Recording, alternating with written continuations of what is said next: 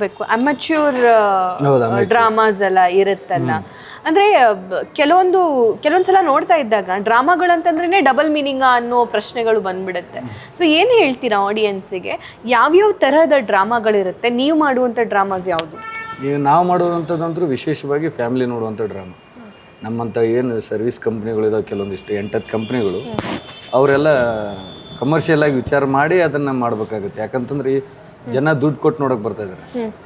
ಇವತ್ತು ಚೆನ್ನಾಗೈತಿ, ಫ್ಯಾಮಿಲಿಯವ್ರನ್ನ ಹೋಗಿ ನೋಡಿವಿ, ಹೆಣ್ಮಕ್ಳು ಕುಂತು ನೋಡ್ಬೋದು ಅಂತ ಅವರು ಯಾರಿಗೂ ಹೋಗಿ ಹೇಳಿದಾಗ ಆಡಿಯನ್ಸ್ ಬರ್ತಾರೆ.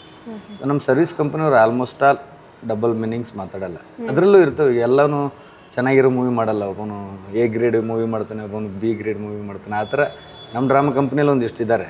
ಅದು ಪರ್ಟಿಕ್ಯುಲರ್ ಆಗಿ ಡಬಲ್ ಮೀನಿಂಗು ಕೆಟ್ಟಾಗಿ ಒಳಗಡೆ ಇಲ್ಲ ಅಂದರೆ ಅದು ಅಮೇಚೂರು. ಒಂದು ದಿನಕ್ಕೆ ಅವ್ರ ಊರಲ್ಲಿ ತಮಗೋಸ್ಕರ ತಾವೆಲ್ಲ ದುಡ್ಡು ಹಾಕಿ ತಾವು ಕಲಿತು ತಾವು ಮಾಡ್ತಿರ್ತಾರೆ ತಮ್ಮ ಖುಷಿಗೋಸ್ಕರ.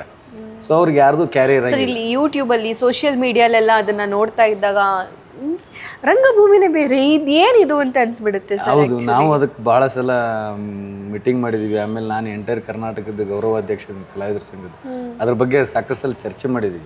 ಡ್ರಾಮಾ ಕಂಪ್ನಿಲಿ ಆಲ್ಮೋಸ್ಟ್ ಅಲ್ಲಿ ಇವಾಗ ಸದ್ಯಕ್ಕೆ 90% ನಾವು ಆ ಥರ ಯಾರು ಮಾಡ್ತಿಲ್ಲ. ಬಿಕಾಸ್ ಮಾಡಿದ್ರೆ ನಮ್ಗೆ ನಡೆಯಲ್ಲ, ಹಂಗಾಗೋಗ್ಬಿಟ್ಟಿದೆ. ಆದ್ರೆ ಅವ್ರಿಗೆ ಯಾರು ಲಂಗುಲಗಾಮ ಇರಲ್ಲ. ಪೇಮೆಂಟ್ ಕೊಡ್ತಾರಂತ ಇವ್ರು ಹೋಗಿ ಅಲ್ಲಿ ಕೆಲಸ ಮಾಡ್ತಾರೆ. ಅವ್ರು ರೊಕ್ಕನ ಕೊಟ್ಟು ಕರ್ಸಿ ನಾವು ಬೇಕಾದಾಗ ಮಾಡೋಮನು ಮೈಂಡ್ ಸೆಟ್ಟಲ್ಲಿ ಅವ್ರು ಇರ್ತದೆ. ಜನನೂ ಅಷ್ಟೇ ರೊಕ್ಕ ಕೊಟ್ಟು ನೋಡಕ್ಕೆ ಹೋಗಿರಂಗಿಲ್ಲ, ಫ್ರೀ ಇರ್ತದೆ. ಅದು ಫ್ರೀ ಇರುತ್ತೆ, ಫ್ರೀ ಟಿಕೆಟ್ ಶೋ ಇರೋದೇ ಇಲ್ಲ. ಅದು ಟಿಕೆಟ್ ಶೋ ಅವ್ರು ಮಾಡಿದ್ರೆ ಅವ್ರಿಗೂ ಅದು ಬರ್ಬೋದೇನೋ ಗೊತ್ತಿಲ್ಲ. ಬಟ್ ಅವ್ರು ತಮ್ಮ ತಿಳಿದಂಗೆ ಅವ್ರು ಹಂಗೆ ಮಾಡ್ಕೊಂಡು ಹೊಂಟಾರೆ. ನಮ್ಗಾದ್ರೆ ಹಂಗಲ್ಲ. ಒಂದು ವೇಳೆ ತಪ್ಪಿ ನಾವು ಏನಾದರೂ ಅಂದರೆ ಆಡಿಯನ್ಸ್ ಎದ್ದು ಕೇಳ್ತಾರೆ ನಮ್ಗೆ, ನಾ ರೊಕ್ಕ ಕೊಟ್ಟು ಬಂದೀನಿ, ಚಂದ ಮಾತಾಡಿ ನೀ ಫಸ್ಟ್ ಅಂತ ಅಲ್ಲೇ ಸ್ಪಾಟಲ್ಲಿ. ನಮ್ಮ ಜನ ವಿಚಾರಣೆ ಮಾಡಂಗಿಲ್ಲ. ಎಲ್ಲೋ ಒಬ್ಬ ವಿದ್ಯಾವಂತ ಯಾವರದನ್ನ ಕರೆದು ಸರ್ ಅದು ಯಾಕೋ ಸ್ವಲ್ಪ ಇದಾಗ್ತಾಯಿದೆ ನೋಡಿ ಅಂತ ಹೇಳ್ತಾರೆ. ಅದರ್ವೈಸ್ ನಮ್ಮಂಥವ್ರಂದ್ರು ಪಕ್ಕಾ ಪೋಲಿ ನನ್ನ ಮಕ್ಕಳು.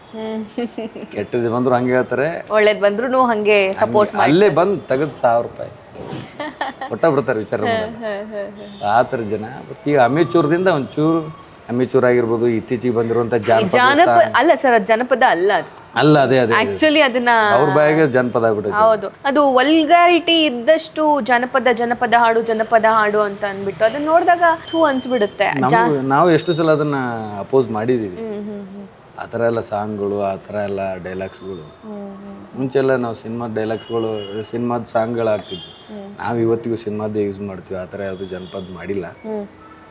ಅವು ಬಂದ್ಮೇಲೆ ಜಾಸ್ತಿ ಆಗಿರೋದು ಸೋಷಿಯಲ್ ಮೀಡಿಯಾದಲ್ಲಿ. ಆಮೇಲೆ ಆ ಆರ್ಟಿಸ್ಟ್ಗಳು ಏನಿದ್ದಾರೆ, ಅಮೇಚೂರ್ ಆರ್ಟಿಸ್ಟ್ಗಳು, ಅವರು ನಮ್ಮ ಅಕ್ಕಂಗೇರಿಯ ಕಲಾವಿದರು ಇಲ್ಲ ಅಂತನಲ್ಲ. ಬಟ್ ಅವ್ರಿಗೊಂದು ಫೌಂಡೇಶನ್ ಇರಲ್ಲ.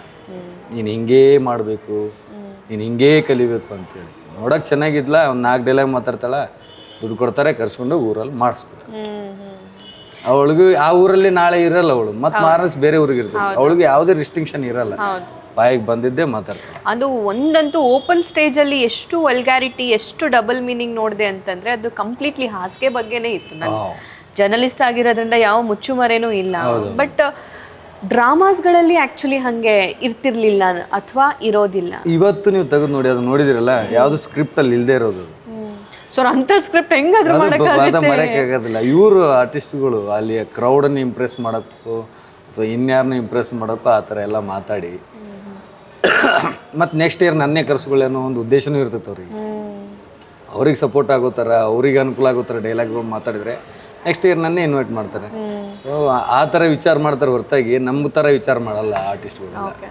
ಸೊ ಇದ್ರ ಇಂಪ್ಯಾಕ್ಟು ಈಗ ಜೆನ್ಯೂನ್ ಡ್ರಾಮಾ ಆರ್ಟಿಸ್ಟ್ಗಳ ಮೇಲೂ ಆಗ್ತಾ ಇದೆಯಾ ಸರ್? ಏನಿಲ್ಲ, ಅಂಥದ್ದೇನು ಇಲ್ಲ.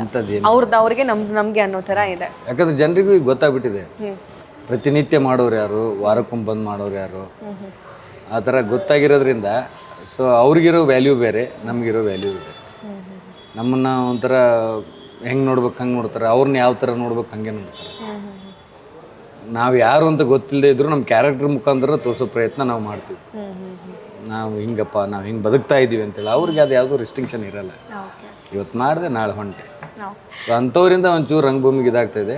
ಬಟ್ ಇತ್ತೀಚೆಗಂತೂ ರಂಗಭೂಮಿಗೆ ಜಾಸ್ತಿ ವ್ಯಾಲ್ಯೂ ಐತಿ. ಲೈವ್ ಹಿಡಿದು ಸಿನಿಮಾದವ್ರು ನಮ್ಮ ಕಾಂಪಿಟೇಷನ್ ಇದ್ರೆ ಆ್ಯಕ್ಚುಲಿ ಯಾವ್ದಾರು ಸಿನಿಮಾ ದೊಡ್ಡ ಸ್ಟಾರ್ಗಳು ರಿಲೀಸ್ ಹಾಕಿವ್ರು ತಲೆ ಮೇಲೆ ಕೈ ಇಟ್ಕೋತಿದ್ದೀವಿ ನಾವು. ಇವತ್ತು ಅದು ಇಟ್ಕೊಳ್ಳೋ ಅವಶ್ಯಕತೆನೇ ಇಲ್ಲ. ಯಾಕಂದ್ರೆ ಮತ್ತೆ ತಿರ್ಗಾ ಜನ ಲೈವ್ಗೆ ಬಂದಿದ್ದಾರೆ. ಅವಾಗ TV ಬಂದಿದ್ದಕ್ಕೆ ಎಷ್ಟೋ ಕಂಪ್ನಿಗಳು ಬಂದಾಗೋದು ನಮ್ಮ ತಂದೆಯವ್ರ ಕಾಲದಲ್ಲಿ. ಬರೀ TV ಎಲ್ಲರೂ ಜನರ ಮಧ್ಯೆ ಸಿಕ್ಕಿರೋದಕ್ಕೆ. ಸಿನಿಮಾಗಂತೂ ಬಿಡಿ, ಸಿಕ್ಕಾಪಟ್ಟೆ ಫ್ಯಾನ್ಸ್. ಅದು ಇತ್ತೀಚೆಗೆ ಹೆಂಗತ್ತೆ ಎಲ್ಲ ಟಿ ವಿ ಬೇಜಾರಾಗೈತೆ ಮಂದಿಗೆ, ಎಲ್ಲ ಬೇಜಾರಾಗಿ ಲೈವ್ ಡ್ರಾಮಾ ಆರಾಮ ಆಡ್ತಾ ಕುಂತು ನೋಡ್ರಪ್ಪ.